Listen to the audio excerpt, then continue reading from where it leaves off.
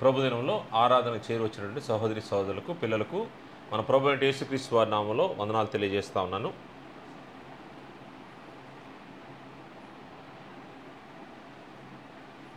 గత వారంలో బైబిల్ తరగతిలో కొన్ని విషయాలు క్రీస్తు ప్రభు యొక్క జీవిత మాదిరి గురించి కొన్ని విషయాలు మనము పరిశీలన చేశాము. క్రీస్తు ప్రభు వారి యొక్క మాదిరిలో క్రీస్తు ప్రభు వారి యొక్క స్వరూప్యాన్ని ధరించుకోవడం అనేది అదే మన జీవిత లక్ష్యం అయితే, క్రీస్తు ప్రభు వారిని పోలి మనం నడుచుకోవడము అనేదే మన జీవిత లక్ష్యం అయితే, ప్రభు వారి యొక్క జీవిత విధానాన్ని ఈ భూమి మీద ఆయన ఏ విధంగా జీవించారో, ఎలా ఆయన నడుచుకున్నారో, ఏ మాదిరి మనకు చూపించారో ఆ మాదిరిలో మనం ఉండడం అనేది మనకు అవసరమైంది. ఎప్పుడైతే మనము ప్రభువారి యొక్క జీవిత మాదిరిలో మనం నడుస్తామో, మనము ప్రభువారికి సమానమైన సంపూర్ణతకు మనం వస్తూ ఉంటాము. దానికోసం మనము ఏ విధంగా ఆయన మాదిరిని మనము అనుసరించాలనే విషయాల్లో 4 విషయాలు మనము గత బైబిల్ తరగతిలో చూసాము. ఈరోజు కొన్ని విషయాలు చూద్దాము. ఆ 4 విషయాలు ఏంటంటే, ప్రభువారికి ఉన్నటువంటి గుణలక్షణాల్లో వినయము, తగ్గింపు అనేది చాలా ముఖ్యమైనటువంటి లక్షణంగా కనబడుతూ ఉంది. తగ్గింపు లక్షణము క్రీస్తు ప్రభువారికి ఉంది. దాన్ని మనము కలిగి ఉండాల్సిన అవసరం ఉంది. రెండో విషయాన్ని మనం పరిశీలన చేస్తే, ఆయన తన తండ్రి పని మీద ఏ పని నిమిత్తమైతే ఆయన పంపించబడ్డాడో, ఈ భూమి మీదకి ఆయన ఏ పని నిమిత్తం వచ్చారో, ఎంతమంది తిరస్కరించినా ఎంతమంది కాదన్నా కూడా ఆయన ఆ పని నిమిత్తమే ఉన్నట్టుగా మనకు గ్రంథంలో మనం పరిశీలన చేశాము. మూడవది సమర్పణ జీవితాన్ని మనము చూసాము. క్రీస్తు ప్రభువు యొక్క సమర్పణ జీవితము. అదేవిధంగా మనం కూడా దేవునికి పరిశుద్ధమైనటువంటి, దేవునికి అనుకూలమైన సజీవ యాగముగా మన శరీరాలను ఆయనకు సమర్పించాలనే విషయాన్ని కూడా పరిశీలన చేశాము.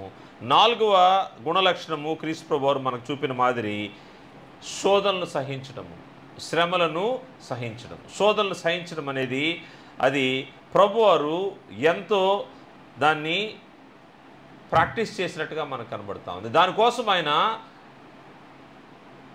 మరణం నుండి తప్పించగలవానికి ఆయన ప్రార్థనలు, యాచనలు సమర్పించాడు. మరియు ఆయన దానికోసం ఎంతో సిద్ధపాటు కలిగి ఉన్నాడు శోధనలు సహించే విషయంలో. అందుకోసము మనకొచ్చే శోధనలు ఆయనకి తెలియకుండా అయితే ఏమి లేవు, కానీ మన ప్రధాన యాజకుడు మన బలహీనత యందు సహానుభవము లేనివాడు కాడు. కానీ ఆయన కూడా మనలాగే రక్తమాంసులు ఉన్నప్పుడు మనలాగే ఆయన శోధించబడ్డాడు, మనలాగే ఆయన శ్రమ పెట్టబడ్డాడు. ఆయనకి తెలుసు మనం ఏ విధంగా ఇబ్బంది పడుతున్నామో. ఆ శ్రమలను సహించడానికి ఆయన చేసిన పరిస్థితి ఏంటంటే, ఆయన ఎంతో ఓర్చుకున్నాడు. ఎన్ని శ్రమలు వచ్చినా, ఎన్ని ఇబ్బందులు వచ్చినా ఆయనలో ఉండే ప్రత్యేకత ఏంటంటే, ఆయన పాపం మెరుగునివాడు. ఇన్ని ఇబ్బందులు వచ్చినప్పటికీ ఆయన పాపం చేయలేదు. ఆయన నోట ఏ కపటము లేదని ఆయన గురించినటువంటి సాక్ష్యం ఉంది. ఆయన పాపం లేనివాడుగా ఉన్నాడు. మనమైతే శ్రమలు సహించలేక అనేకసార్లు మనము అపవాదికి చిక్కుబడిపోతూ ఉంటాము. కానీ ప్రభువారి నుంచి మనం నేర్చుకోవాల్సింది ఏంటంటే, శోధనలు సహించడం అనేది. ఈరోజు కొన్ని విషయాలు ప్రభువారి యొక్క మాదిరికరమైన జీవితము, ఎందుకంటే ఆయన స్వరూపంలోకి రావడమే మా జీవిత లక్ష్యము అని ఆలోచన చేస్తున్నటువంటి విశ్వాసులకు కావాల్సినటువంటి ముఖ్యమైన విషయాలు.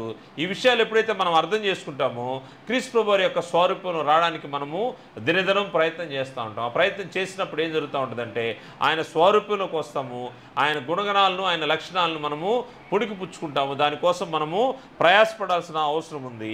ఆయన చేసినటువంటి మరొక విషయం ఏంటంటే, ఆయన యొక్క గుణలక్షణాల్లో ముఖ్యమైనది ఆయన దేవుని ఆరాధించడము ఎప్పుడు కూడా నిర్లక్ష్యం చేయలేదు. దేవుని ఆరాధించే విషయంలో, దేవుని ఘనపరిచే విషయంలో, ఆయన దేవుని ఆరాధించడంలో ఎప్పుడు కూడా వెనకబడలేదంట. అందుకోసము ఆయన ఏం చేసేవాడంటే, వాడుక చొప్పున విశ్రాంతి దినమందు సమాజ మందిరంలోకి వెలుచుండేవాడని ఆయన గురించి గ్రంథంలో తెలియజేయబడింది. లూకా సువార్త 4వ అధ్యాయము 16వ వచనం చూస్తే, ఆయన వాడుక చొప్పున అంటే అది రెగ్యులర్గా చేసే యాక్టివిటీ.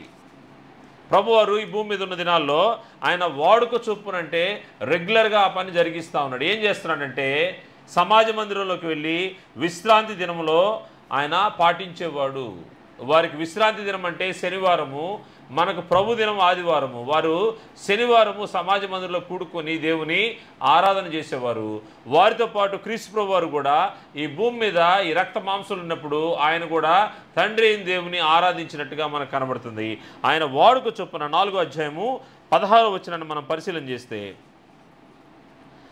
తరువాత ఆయన తాను పెరిగిన నజరేతుకు వచ్చెను, తన వాడుక చొప్పున విశ్రాంతి దినమందు సమాజ మందిరంలోకి వెళ్ళి చదువుటకై నిలుచుండగా. ఇది ఆయనకి రెగ్యులర్ యాక్టివిటీ అన్నమాట.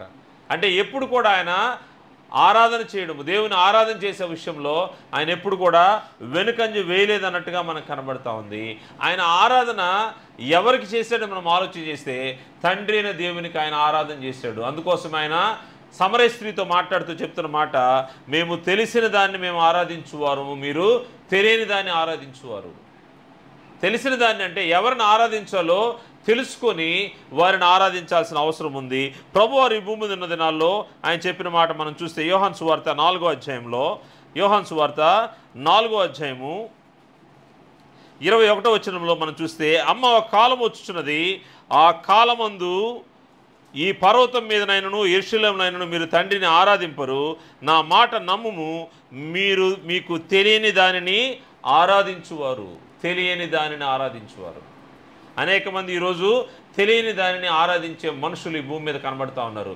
మీకు తెలియని దానిని ఆరాధించువారు, మేము మాకు తెలిసిన దానిని ఆరాధించువారము. తెలిసిన దానిని ఆరాధించువారము.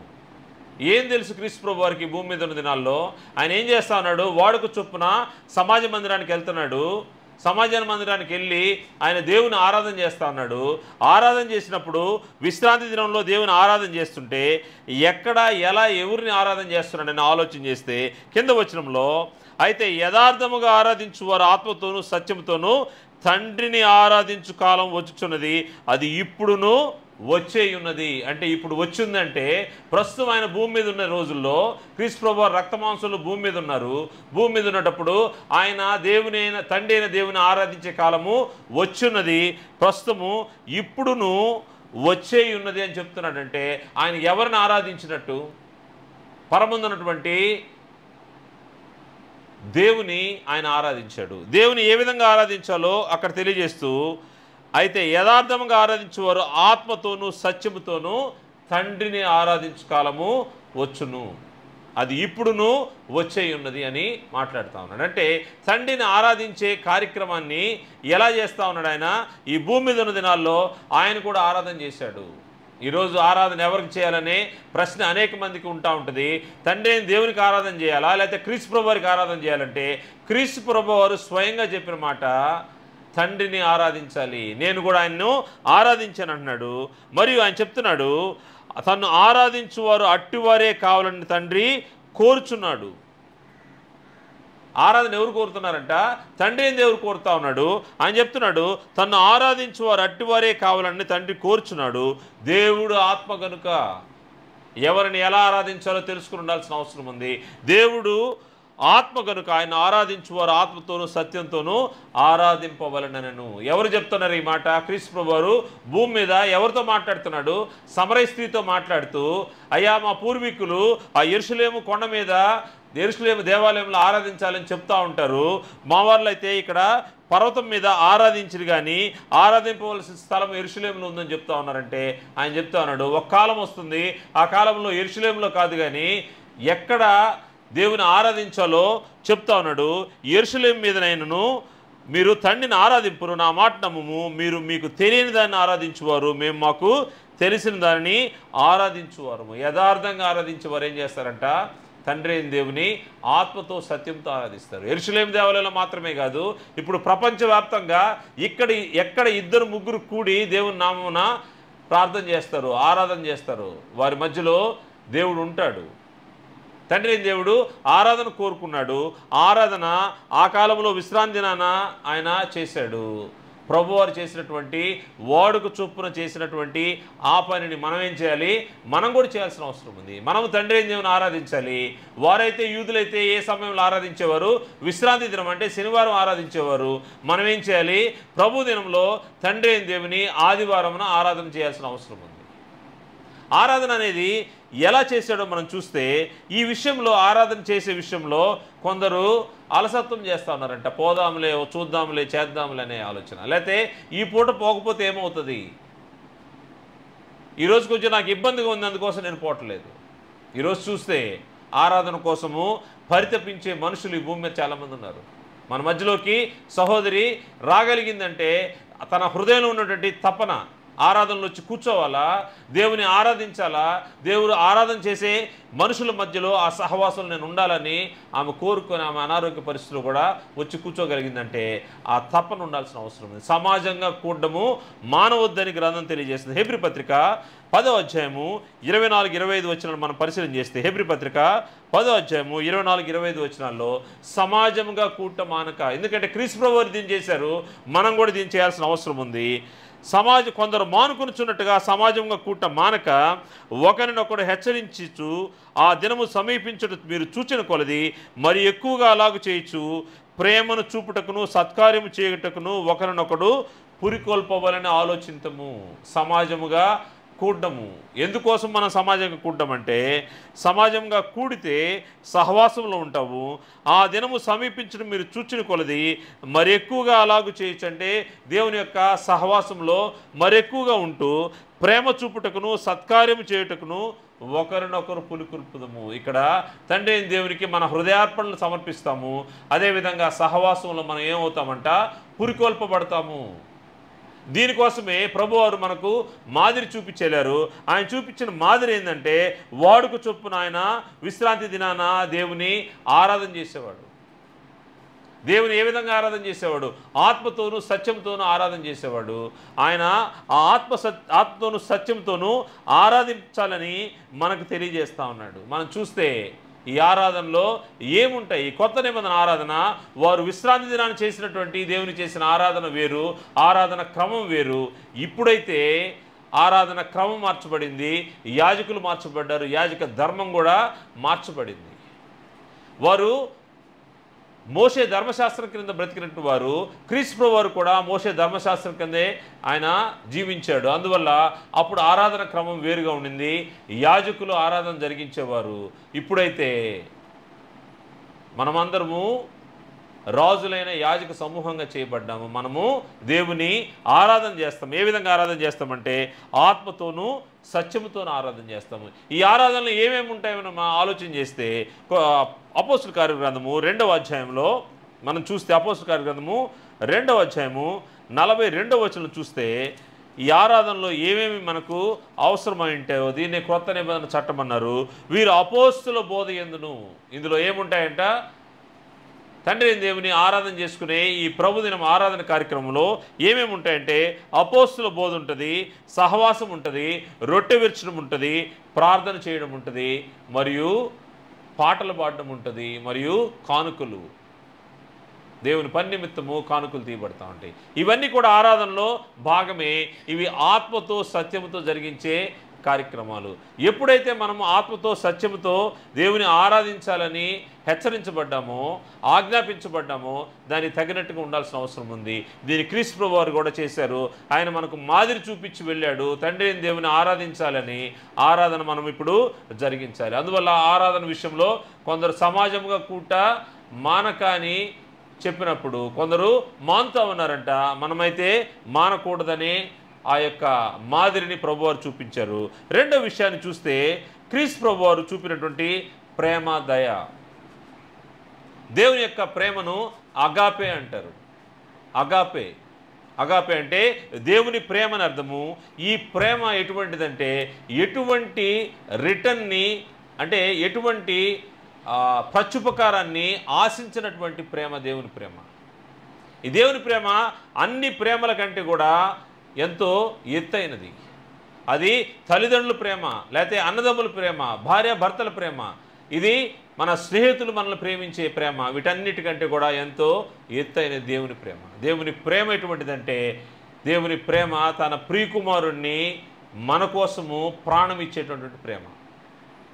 ప్రియకుమారుని సైతము కోల్పోవడానికి ఇష్టపడినటువంటి ప్రేమ దేవుని ప్రేమ. అదేవిధంగా క్రీస్తు వారి ప్రేమను ఆలోచన చేస్తే, దేవుని చిత్తాన్ని జరిగించడానికి, తన తండ్రి చిత్తాన్ని ఈ భూమి మీద జరిగించడానికి, తన ప్రాణం పెట్టడానికి కూడా వెనుకాడినటువంటి ప్రేమ క్రీస్తు వారి ప్రేమ. మానవ జాతి రక్షణ కొరకు ఆయన సంపూర్ణంగా దేవుని ఎదుట తన శరీరాన్ని సజీవ యాగంగా సమర్పించుకున్నటువంటి ప్రేమ. మనము దేవుని ఎదుట పరిమళ వాసనగా ఉండాలని ఆయన తన్ను తాను అర్పణగా అర్పించుకున్నటువంటి ప్రేమ. ఇది అగాపే ప్రేమ. ఈ ప్రేమ మనం కలిగి ఉండాలా? ఈ ప్రేమ కలిగి ఉంటేనే ఇది క్రీస్తు వారు భూమి మీద ప్రదర్శించారు. ఆయన శత్రువులను ప్రేమించాడు, ఆయన హింసించే వారి కోసం ఆయన ప్రార్థన చేశాడు. తండ్రి, వీరేం చేస్తున్నారు, వీరెరుగురు కనుక వీరిని క్షమించుము అన్నాడు. వారు ఏం చేస్తున్నారు? వారు స్నేహితులా? కాదు, వారు హింసించేవారు, వారు బాధ పెట్టేవారు, వారు ఎంత ఇబ్బంది పెట్టారు ఆయన్ను. కానీ ఆయనైతే ఏం చేస్తున్నాడు? దేవుని ఏమని ప్రార్థన చేస్తున్నాడు? వీరిని క్షమించమని ప్రార్థన చేస్తున్నారు. మనం చూస్తే యోహాను సువార్త 15వ అధ్యాయంలో, నా తండ్రి నన్ను ప్రేమించినట్లు అలాగూ మిమ్మును అలాగూ ప్రేమించి తినని ప్రభువారు తెలియజేస్తారు. ఉన్న వారందరిని ఏం చేస్తున్నాడు? వారిని వీడు కొలిపి ఏకాంతంగా ప్రార్థన చేయడం, దేవునితో మాట్లాడడము ఆయనకు ఇష్టమైన పని. ప్రార్థన చేయడం, ఆయన కొండకు వెళ్ళి ప్రార్థన చేసే అలవాటు ఆయనకుంది. మరియు ఏకాంతంగా ప్రార్థన చేసేవాడనే సంగతి మనం చూస్తే మత్తయి సువార్త 14వ అధ్యాయము 23వ వచనంలో చూస్తే, మత్తయి సువార్త 14వ అధ్యాయము 23వ వచనంలో, ఆయన జనసమూహం పంపివేసి ప్రార్థన చేయుటకు ఏకాంతంగా కొండ ఎక్కిపోయి సాయంకాలమైనప్పుడు ఒంటరిగా ఉండెను. ఒంటరిగా ఉండి ఏకాంతంగా ప్రార్థన చేయడం అది క్రీస్తు ప్రభువు వారి యొక్క జీవితంలో ఒక భాగమైపోయింది. కారణం ఏంటంటే, ఆయన ప్రజల నుంచి వారిని అందరినీ పంపివేసి ఈయన ఒక్కడే ఉండి కొండకు వెళ్ళి ప్రార్థన చేసేవాడు. ఎన్ని గంటలు గడిపేవాడో మనకైతే తెలియదు, కానీ ప్రార్థనలోనే ఉండేవాడు. దేవుని ప్రార్థన చేసే విషయంలో ఆయన రాత్రంతా ప్రార్థనలో గడిపాడంటే ఒక విషయాన్ని మనం చూడొచ్చు. లూకా సువార్తలో ఈ యొక్క మాట మనకు కనబడుతుంది. లూకా అధ్యాయము, లూకా సువార్త 6వ అధ్యాయము 12వ వచనం మనం చూస్తే, ఆ దినంలో ఆయన ప్రార్థన చేయుటకు కొండకు వెళ్ళి దేవుని ప్రార్థించుట యందు రాత్రి గడిపెను. ఆల్ నైట్ ప్రేయర్ అనమాట. ఇంకేం చేశాడు? ఇంక వేరే పనేం లేదు. కొండకు వెళ్ళిపోవడము, రాత్రంతా ప్రార్థన చేస్తూ ఉన్నాడు. మన ప్రార్థన మహా అయితే 5 నిమిషాలు, 10 నిమిషాలు, అర్ధగంట, ఇంకా ఎక్కువైతే గంట చేస్తామేమో. కానీ క్రీస్తు ప్రభువు యొక్క ప్రార్థన ఎలా ఉంది? ఆయన దేనికోసం ప్రార్థన చేసేవాడు, ఏ విషయాల కోసం ప్రార్థన చేసేవాడు, ఎవరి కోసం ప్రార్థన చేసేవాడు అని ఆలోచన చేస్తే, ఆయన ముఖ్యంగా ఈ శరీరంలో ఉన్నదాన్ని బట్టి, ఈ శరీరము ఏ నిమిషంలో అయినా కానీ పాపానికి లోనయ్యే అవకాశం ఉంటుంది కనుక, ఈ రక్త మాంసంలో ఉండేదాన్ని బట్టి ఆయన ఏం చేస్తున్నాడంటే మహారోదనతో కన్నీళ్లతో ప్రార్థన చేస్తున్నాడంట. ఎలా చేస్తున్నాడో మనం చూస్తే హెబ్రీ పత్రిక 5వ అధ్యాయం 7వ వచనంలో, శరీరధారి అయిన దినములలో మహారోదనంతోనూ కన్నీళ్లతోనూ ఎందుకోసం ప్రార్థన చేస్తున్నాడు చూస్తే, తన్ను మరణం నుండి రక్షింపగలవానికి ప్రార్థనలు యాచనలు సమర్పించి భయభక్తులు కలిగి ఉందని ఆయన అంగీకరింపబడి. ఎవరికి ఎలా ప్రార్థన చేస్తున్నాడు, ఎందుకోసం ప్రార్థన చేస్తున్నాడు, ఎవరికి ప్రార్థన చేస్తున్నాడు? క్రీస్తు ప్రభువు వారు తండ్రి అయిన దేవునికి ప్రార్థన చేస్తూ ఉన్నాడు. ఏమని ప్రార్థన, ఎందుకోసం ప్రార్థన చేస్తున్నాడంటే మరణం నుండి రక్షించబడడానికి, మరణం నుండి పడడానికి ఆయన ఏం చేస్తున్నాడంటే, మరణం నుండి రక్షింపగలవానికి అంటే తండ్రి అయిన దేవునికి ఎలా ప్రార్థన చేస్తున్నాడంట? ఆయన కన్నీళ్లతో ప్రార్థన చేస్తున్నాడు, మహారోదంతో ప్రార్థన చేస్తున్నాడు. ఆయన ప్రార్థనలు యాచనలు ఆయన సమర్పించినట్టుగా మనకు కనబడుతూ ఉంది. ఆయన ప్రార్థనలు యాచనలు సమర్పించాడంట. సమర్పించి భయభక్తులు కలిగి ఉందని ఆయన అంగీకరింపబడింది. అందువల్ల క్రీస్తు ప్రభువు యొక్క మాదిరిని మనం ఆలోచన చేస్తే ఆయన మరణం నుండి తప్పింపగలవానికి ఎంతసేపు రాత్రంతా గడి ప్రార్థన చేస్తే ఆ ప్రార్థనలో ఎన్ని విషయాలు ఎన్ని అంశాలు ఉన్నాయో ఆ ప్రార్థన యాచన విజ్ఞాపన ఈ విధంగా ఆయన ఇతరుల కోసం ప్రార్థన చేశాడు, తన కోసం ప్రార్థన చేశాడు, ఈ లోకమంతటి కోసం ఆయన ప్రార్థన చేశాడు. అందుకోసమే రాత్రంతా ప్రార్థనలో గడిపాడు. మరియు ఆయన చెప్తా ఉన్నాడు ఈ ప్రార్థన ద్వారా మనం నేర్చుకోవాల్సింది ఏంటంటే మనము దేవునికి అనుకూలమైనటువంటి సజీవ యాగంగా మనము సమర్పించుకోవాలంటే మనం చేయాల్సింది ఏంటంటే ప్రభువారు చేసినట్టుగానే వాడుక చొప్పున మనము ప్రార్థన చేయాల్సిన అవసరం ఉంది. వాడుక చొప్పున ఆయన ఏ కొండకు వెళ్ళాడో చూస్తే లూకా సువార్త 22వ అధ్యాయంలో ఒలీవుల కొండకి వెళ్ళేవాడు. అంటే నా ఒలీవుల కొండకి వెళ్ళి అక్కడ ప్రార్థన చేసేవాడు. ఆయన ప్రార్థన చేసే పరిస్థితి ఎలా ఉందంటే ఎంతవరకు ప్రార్థన చేశాడంటే సిలువకు అప్పగింపబడే వరకు ప్రార్థన చేశాడు. ఆయన సిలువలో కూడా ప్రాణం విడిచే వరకు ప్రార్థన చేశాడు, విజ్ఞాపన చేశాడు. మనం చూస్తే లూకా సువార్త 22వ అధ్యాయాన్ని మనం చూస్తే 22వ అధ్యాయము 40 నుండి 39 నుంచి మనం పరిశీలన చేస్తే తర్వాత ఆయన బయలుదేరి తన వాడుకు చొప్పున ఒలీవల కొండకు వెళ్ళగా శిష్యులను ఆయన వెంట వెళ్ళి ఆ చోటు చేరి ఆయన వారితో మీరు శోధనలో ప్రవేశింపుకున్నట్లు ప్రార్థన చేయడం చెప్పి వారి యొద్ద నుండి రాతివేత దూరం వెళ్ళి మోకాళ్ళుండి తండ్రి ఈ గిన్నె నా యొద్ద నుండి తొలగించుటకు నీ చిత్తమైతే తొలగించు, ఆయన నా ఇష్టం కాదు నీ చిత్తమే సిద్ధించునుగా కానీ ప్రార్థించను. ఒలీవుల కొండకెళ్ళి ఆయన ప్రార్థన చేస్తా ఉన్నాడు. తన శిష్యులు కూడా చెప్తున్నాడు. ఏం చెప్తున్నాడంటే మెలకువగా ఉండి శోధనలో ప్రవేశించుకున్నట్లు మెలకువగా ఉండి ప్రార్థన చేయండి అన్నాడు. ఈరోజు మనకు కూడా శోధనలో ప్రవేశించుకుని ఉండాలంటే క్రీస్తు ప్రభువు చూపిన మాదిరి ప్రార్థన చేయడం. ప్రార్థన ద్వారా ఆయన పొందుకున్నది ఏంటంటే ఆయన ప్రార్థన ద్వారా శక్తిని పొందుకున్నాడు, దేవుని యొక్క ఆదరణ పొందుకున్నాడు. ఆ యొక్క లోక పాప భారాన్ని అంతా మోయలేనటువంటి పరిస్థితులు ఉన్నప్పుడు దేవుని దగ్గర నుంచి వచ్చి దూత ఆయన్ను ఆదరించినట్టుగా మనకు కనబడుతూ ఉంది.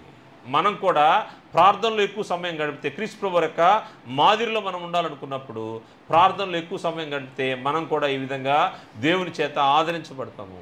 దేవుడు మనకు తోడుగా ఉంటాడు. దాని ద్వారా మనము శక్తిని పొందుకుంటూ ఉంటాము. ఆయన ప్రార్థించే విషయంలో తన శిష్యులకు కూడా ఒక ప్రార్థన నేర్పుతూ ఆయన చెప్తున్నాడు, పరలోకముందున్న నా తండ్రి, పరలోకంలో నీ చిత్తం ఏ విధంగా నెరవేర్చబడుతుందో భూమి మీద కూడా ఆ విధంగా నెరవేర్చబడాలి. నా ప్రార్థన కూడా ఆ విధంగా ఉండాల్సిన అవసరం ఉంది. పరలోకంలో దేవుని చిత్తం ఏ విధంగా ఉందో ఆ విధంగా భూమి మీద కూడా ఆయన చిత్తం నెరవేర్చబడాలి. భూమి మీద ఆయన చిత్తం నెరవేర్చబడే స్థలం ఇది దేవుని యొక్క సంఘము, క్రీస్తు సంఘము. ఈ సంఘములో దేవుని యొక్క చిత్తము నెరవేర్చబడతా ఉంటుంది. దానికోసం నేనేం చేయాలి?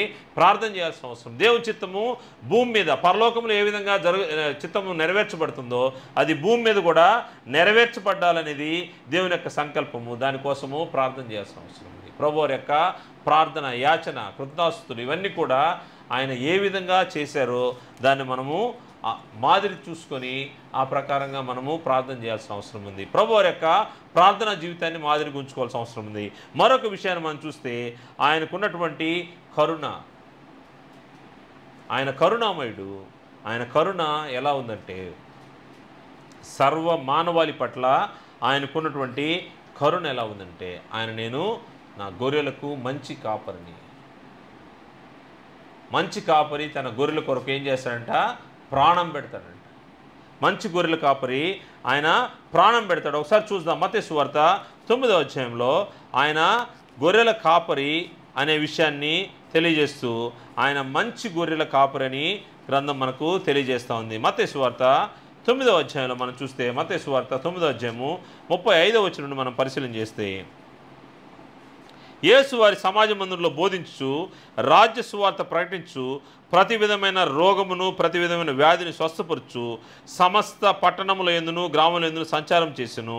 ఆయన సమూహమును చూచి వారు కాపరలేని గొర్రెల వలె విసికి చెదిరి ఉన్నందున వారి మీద కనికరపడి కోత విస్తారమే కానీ పనివారు కొద్దిగా ఉన్నారు కనుక తన కోతకు పనివారిని పంపమని కోత యజమానిని వేడుకొనడని తన శిష్యులతో చెప్పాను.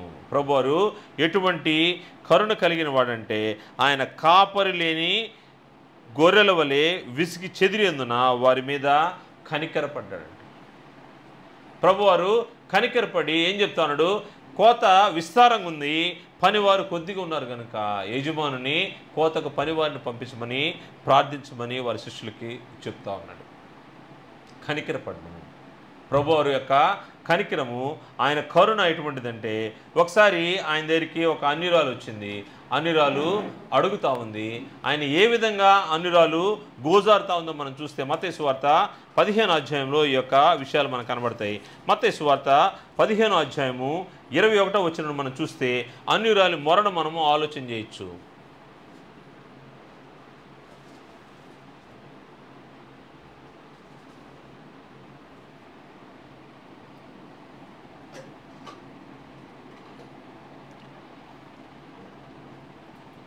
అధ్యాయము 21వ వచనం చూస్తే అక్కడ యేసు అక్కడ నుండి బయలుదేరి తూరు సీదోనుల ప్రాంతం వెళ్ళగా, ఇదిగో ఆ ప్రాంతం నుండి కనాను స్త్రీ ఒకటి వచ్చి, ప్రభువా దావీదు కుమారుడా నన్ను కరుణింపుము, నా కుమార్తె దయ్యం పట్టి బహు బాధపడుచున్నదని కేకలు వేసెను. కనాను స్త్రీ అంటేనే వారు అన్యులు.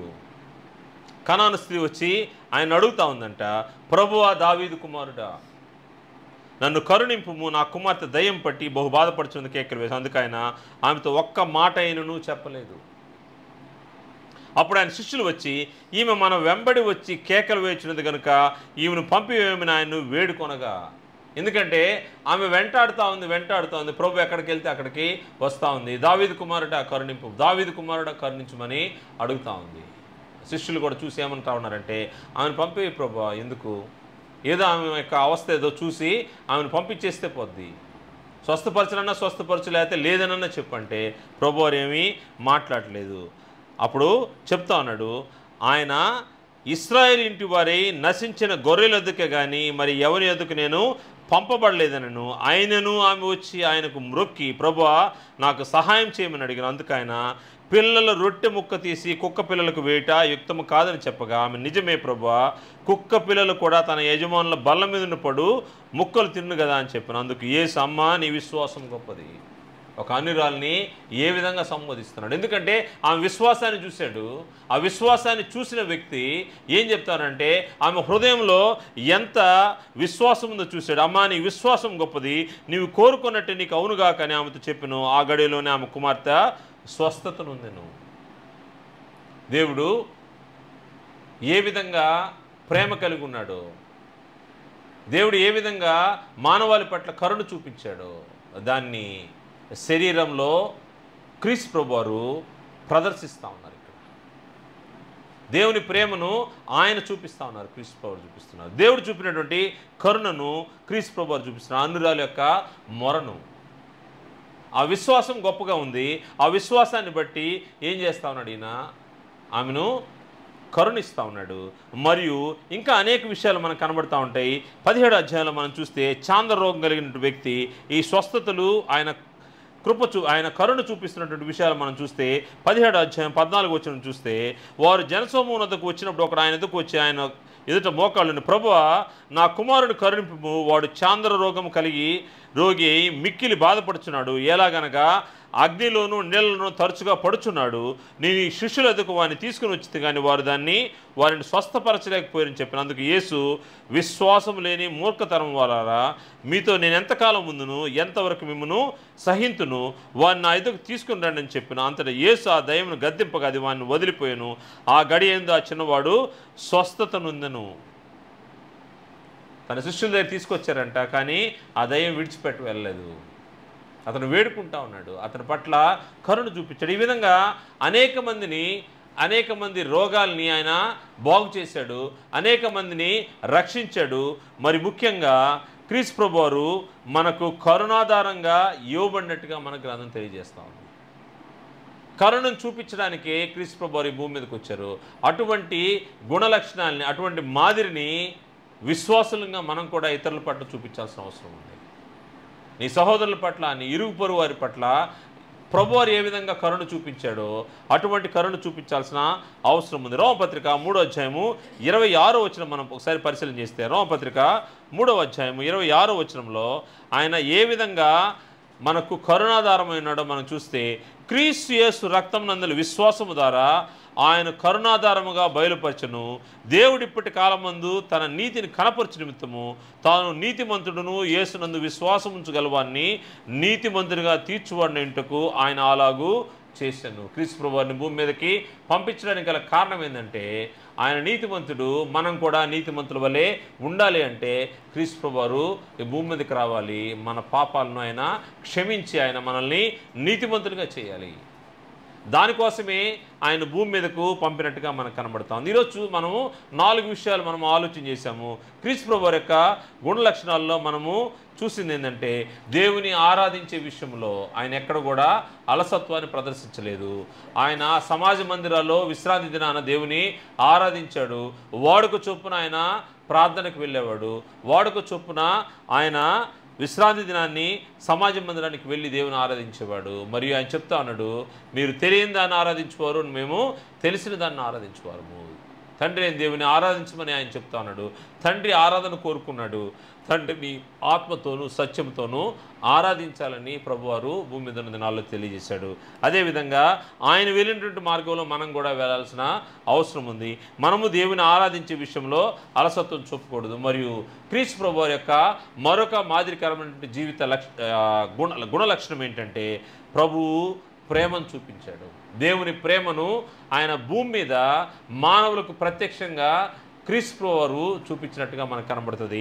అగాపే ప్రేమ, దేవుని ప్రేమను ఆయన మనకు భూమి మీద ప్రదర్శించాడు. ఆయన ప్రాణాన్ని సైతం మన కోసం ఇవ్వడానికి వెనుకాడలేదు. మూడో విషయం చూస్తే క్రీస్తు ప్రభువారి యొక్క ప్రార్థనా జీవితము. ఈ ప్రార్థన ద్వారా ఆయన పొందినటువంటి శక్తి, ఈ ప్రార్థన ద్వారా ఆయన చేయగలిగినటువంటి అనేక కార్యాలు, ఈ మానవాళి పాపాన్ని మొత్తాన్ని మోయడానికి శక్తి ఎక్కడి నుంచి వచ్చిందంటే ఈ ప్రార్థన నుంచి వచ్చింది. మనం కూడా ప్రార్థన ద్వారా శక్తిని పొందుకోవాలని ప్రభువారు ఈ ప్రార్థనను మాదిరిగా చూపించాడు. మరియు ఆయన సర్వ మానవాళి పట్ల ఆయన కరుణను చూపించాడు. మనం కూడా కరుణను చూపించాల్సిన అవసరం ఉంది. మనము ఏ విషయాల్లో అయితే మనము కనికరించబడ్డామో, ఏ విషయాలు అయితే దేవుని చేత కరుణించబడ్డామో అదే విషయాల్లో మనము ఇతరుల పట్ల కూడా ప్రదర్శించాల్సిన అవసరం ఉంది. అలా కాకుండా కఠినంగా ఉండకూడదు. మనం కనికరించబడ్డాము, మనము ఇతరులను కనికరించాలి. మనం మేలు పొందాము, ఇతరులు కూడా మేలు పొందే విధంగా ఆ కార్యక్రమాలు జరిగించాలి. మనము రక్షించబడ్డాము, మనం వెలిగించబడ్డాము, ఇదే విషయాన్ని, ఈ సందేశాన్ని, ఈ సువార్తనే ఇతరులు కూడా చెప్పి వారిని కూడా వెలిగించాల్సిన అవసరం ఉంది. అంటే మనం ఏ మేలు పొందామో ఆ మేలు ఇతరులు కూడా పొందుకునే విధంగా, దానికోసము దేవుడు ఏం చేశారో, క్రీస్తు ప్రభువారు ఏం చేశారో ఆ విషయాలు వివరించాల్సిన అవసరం ఉంది.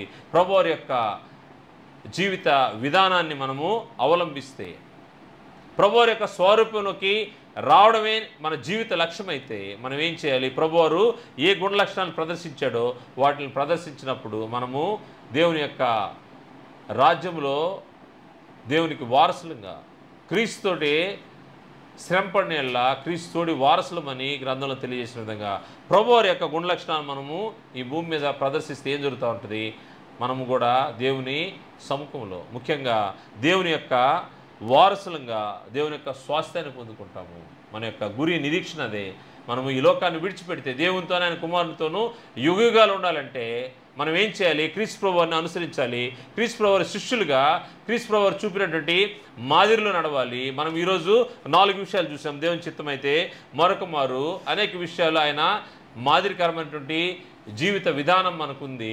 కొన్ని విషయాలు వీలైతే బైబిల్ తరగతిలో కానీ లేకపోతే ప్రభుదినంలో కానీ ఆలోచన చేద్దాము. ఈ యొక్క మాటలు మీరు విన్నారు, వినిన దానికి లోబడి జీవించాలని ప్రభుపేట మనం చేస్తూ ముగిస్తున్నాను. అందరికీ వందనాలు తెలియజేస్తా ఉన్నాను.